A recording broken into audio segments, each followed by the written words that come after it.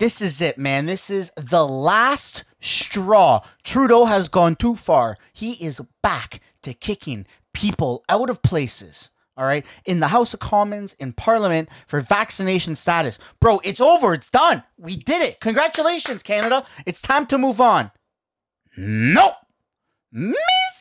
Speaker, they do not want to move on. These liberals are ruining everybody's lives. Welcome back to another video, folks. Let me change pace there for a second. Touch base. Goosh fraba. Don't forget to like and subscribe. It really helps push the video out into the algorithm.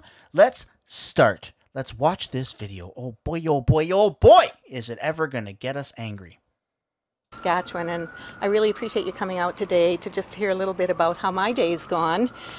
First of all, though, as I'm going to be talking about the dynamics about being removed from the House of Commons. For those who don't know, this is Conservative Member of Parliament Kathy Wagenthal. That's the last name. That's a pretty spicy last name.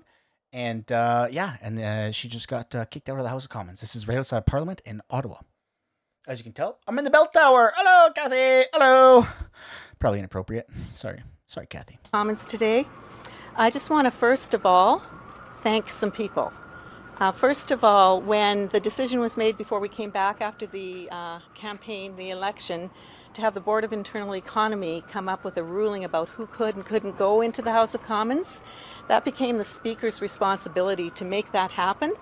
And I had a wonderful personal conversation with him about the fact that he was going to do everything he could for those who might possibly need an exemption to be in the House, to have the opportunity to present themselves in a very private manner and to have their paperwork studied very privately, and to have the only person, and I'm quoting him, on the Hill who has the authority to make that decision, and of course that's the medical professional who is the House of Commons nurse.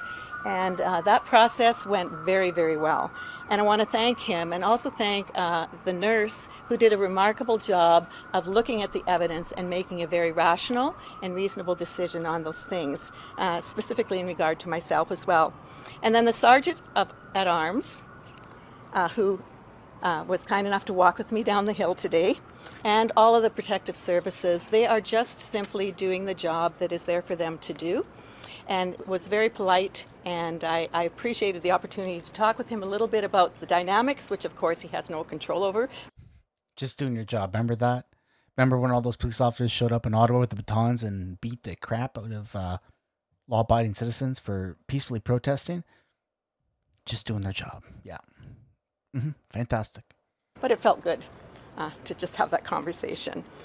The interpreters and translators have been overworked, as you guys all know, through this whole process of going with virtual and being on Zoom. And of course, I voted against that whole process. We should be here on the Hill, and I would like nothing better. Had a good couple of days here, but they go through an awful lot in trying to deal with the added work and the pressure on their own health, so I want to thank them.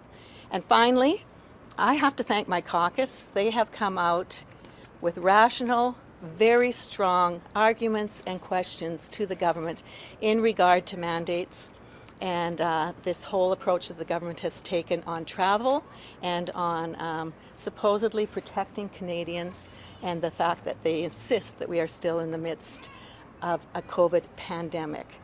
So today, I had the opportunity to sit in the House again. I've been there for 3 days. I enjoyed very much sitting in my place where I should be, being part of House duty, question period, and voting.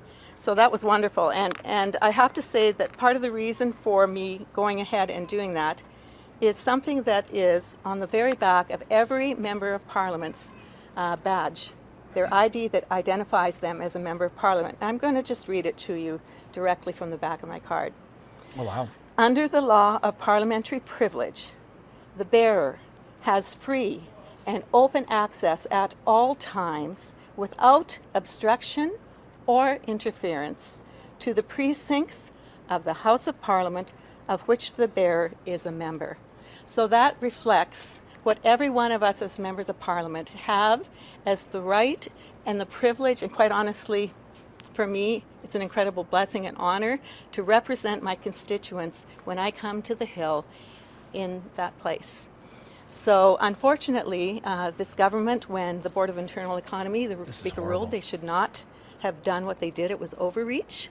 That didn't end things. What that did is gave the Prime Minister an opportunity to bring something forward in the House, and the NDP Liberal coalition voted together to basically not reflect what was originally required for those opportunities to have an exemption, but made it virtually impossible. At which point, the House of Commons nurse had no choice but to reflect the political will of the Prime Minister rather than her medical professional perspective. So that's where we're at today. I have been in the House and loved every minute of it, and I believe that's where I should be. And my caucus has been remarkable, and I appreciate the work they continue to do to bring this to an end. So I'm pleased to be here with you guys. Answer any questions if I can. I certainly will. So can you just walk us through what happened when it comes to as far as your removal from the precinct was concerned? Where were you? What time did this happen? What day did this happen? Well, it happened today. I was in the House of Commons. I was expecting something to happen, and learned today that there was a possibility of that. So as I was walking in, and I walked into the West Block, into the chamber, down the hallway, the Sergeant at Arms came out of his office and said, "Hello, Miss Wagenthal," at which point we went into his office and had a conversation.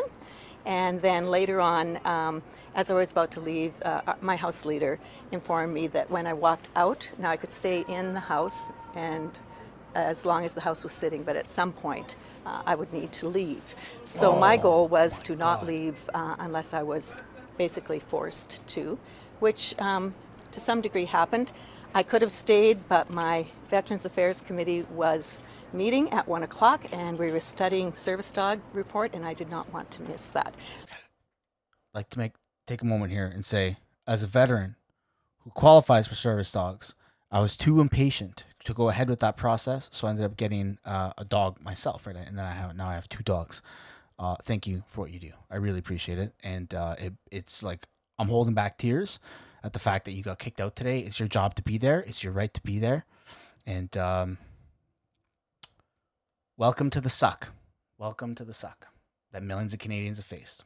So I decided to forego staying in the House and walked out of the lobby, at which point I'm no longer protected. I'm in the precinct where I could be apprehended. There were precinct, the servicemen were there at the door as I walked out. They were at the top of the stairs. They were at the bottom. I know some of you don't like it when I pause, okay? But can you hear in her voice the trembling? Dude, this is traumatic. This is her job. She's a public figure. She's a member of parliament. And she just got kicked out. She just got kicked out. Unbelievable. Of the stairs, I went out the door and no one stopped me. This is the advantage of being a little uniquely, I don't look like any of my pictures. So they didn't recognize me, I guess. So I just walked out and was walking down the hill, and the Sergeant at Arms, who had met me earlier in the day, was halfway down the hill, and then he escorted me the rest of the way to my car. So you voluntarily walked out, it sounds like. You were informed that something was going to happen at some point, and then you voluntarily left. Am I understanding that correctly? Well, voluntarily, as in at one point or another, once the House is no longer sitting, I would be apprehended at that point regardless, and I didn't want to miss committee. So you came back for 3 days. Was that under the assumption that that was the right move? She wanted to save, her own dignity, right? Being escorted out of your own job, right, for your medical status is ridiculous. It's embarrassing, and it should never happen. And the person who's in charge of this, Trudeau, will be going to jail at some point.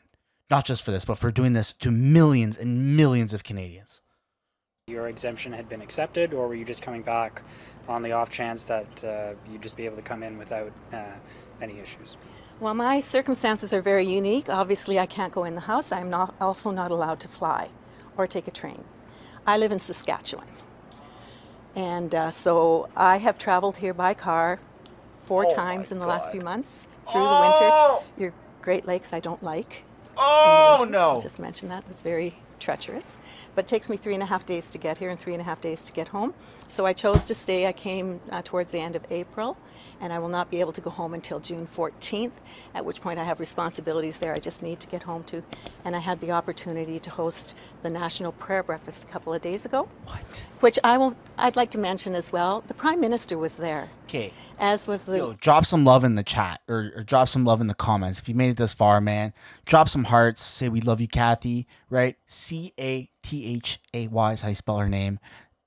Say something. Throw some comments in there. Throw a like, right? Subscribe. Hit that bell notification. Okay? This is absurd. A member of parliament, bro. A member of parliament has to drive 3.5 days one way to go do her job. It's ridiculous. She gets told that she's going to be escorted off the premises and kicked out in front of everybody. Someone's got to do something about this. Leader of the official opposition. We were sitting, myself, him, and her. I was so pleased to have them there, believe me. But our Prime Minister sat beside me for an hour and a half in very close quarters with no mask. Yeah, of course. Eating, and we were singing. Was this in Ukraine? And that is a block, the Delta downtown. Give them a little plug here. A matter of just a few blocks from here. So the hypocrisy is just unbearable. I have been very patient for a long time, and I think it's time that, you know, appreciate you guys as well, expressing the fact that this is ridiculous. Ontario is open. My province has been open for a long time. I'm not, you know, making light of anyone who has suffered with COVID. I have people very dear to me who have. But regardless, it's time for this country to get on. And, yes, you know, the fact that when the convoy was here, this was Ottawa. And now, all of a sudden, I'm in a federal jurisdiction where I don't have the freedoms that everyone else has. I go everywhere in Ottawa except for here. But I'm just trying to figure out if you had received any assurances or word that you would be allowed back in the house and that was pulled. It doesn't seem like you'd received anything from the Speaker or the Sergeant at Arms. Leave it to mainstream media to try and twist her words and use them against her, saying, well, it really sounds like you just did it on your own and nobody actually enforces. Bro, they told her it's inevitable. You're going to get kicked out. It's a matter of time. So she saved face and did what any person with dignity would do. Go out on your own. Go out on your own. I'm saying that you'd be allowed in. No. So I can tell. I have some quick questions if I can. I just want to be sure. Your medical status is none of my business. I'm assuming this has to do with your declining to show proof of vaccination when asked. Correct? Can I ask? It's my understanding it's not up to the Sergeant at Arms or the House nurse. It's the electors of Yorkton Melville who decide who sits in the House for Yorkton Melville. What's your understanding? Is that your understanding? Is that fair? Absolutely. 70% of the people of Yorkton Melville voted for me to be their representation in the House of Commons. So when Government House Leader Holland first talked about a vaccine mandate and mused about expulsion last fall, we looked it up. Would you like to know the names of other MPs who have been expelled from the House of Commons? One is Louis Riel, and the other was Fred Rose, a communist spy. There have been convicted felons who have not been denied their seat in the House of Commons, and now Mrs. Wagenthal from Yorkton. Can you comment on that? Was a different Prime Minister? Was a different Prime Minister at the time? I guess I'm asking you about proportionality. You're not a communist spy. You haven't been convicted of treason.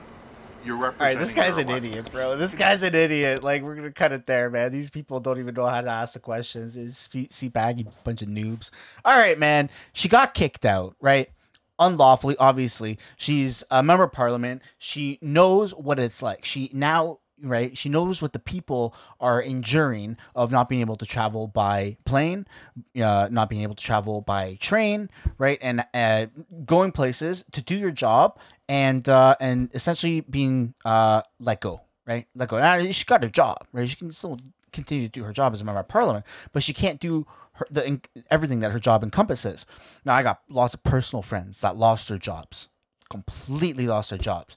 It's derailed their entire life. They've had to move out, right? Their relationships have fallen apart. It's creating a divide in families. It's creating a divide in friends. This is ridiculous. It's ridiculous. And as she said, it's time to move on. The rest of the world is opened up.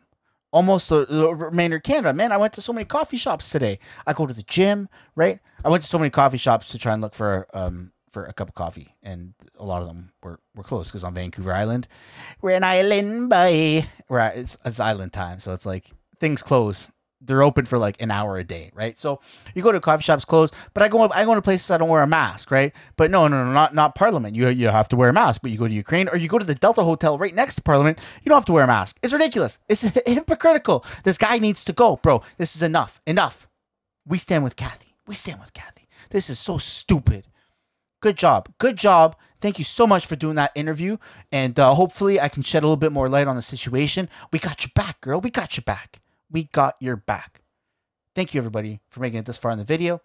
If you're not already subscribed, you definitely should. And if you haven't already hit the like button, you also should do that. And to spice things up, for every bell notification that's hit, a liberal cries. That's right. A liberal rolls over and cries wherever they are. I'll see you in the next one. Sorry? I thought I was going to make it through this, but I'm not. It hurts. Emotional damage.